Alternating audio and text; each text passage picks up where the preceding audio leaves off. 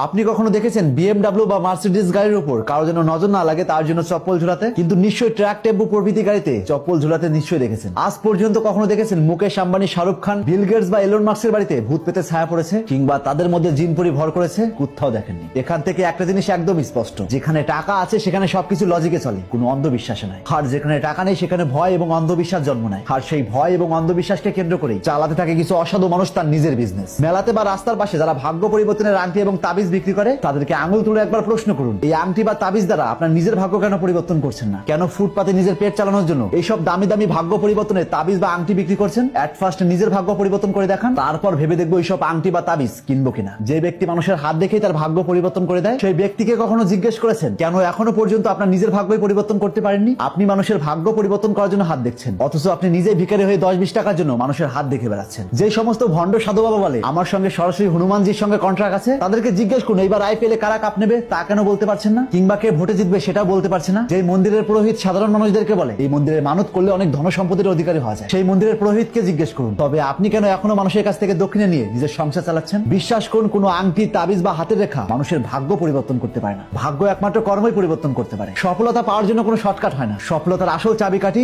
তার কর্ম। পৃথিবীতে আজ যারা ধন সম্পদের শীর্ষ রয়েছেন তারা সেই স্থানে কোনো তাবিজ, আংটি বা হাতের রেখার জন্য যায়নি, বরং তারা কর্মের মাধ্যমে তাদের নিজের জীবনটাকে নিজের মতো করে সাজিয়ে নিয়েছে। পৃথিবীতে এমন কোন ধর্মশাস্ত্র দেখান যেখানে বলা হয়েছে কোন রকমের কর্ম না করে আমাকে উপাসনা করো, আমি ধন সম্পদ এমনিতেই দেবো? বিশ্বাস করুন, কোথাও দেখাতে পারবেন না। বর্তমান সময় মানুষ সফলতা পেতে পরিশ্রম নয় বরং শর্টকাট খোঁজে, আর এই শর্টকাটের ভিড়েই হারিয়ে যায় হাজার হাজার মানুষের উন্নত জীবন। এই যে এমপিএল, ড্রিম 11 বা ভাগ্য পরিবর্তন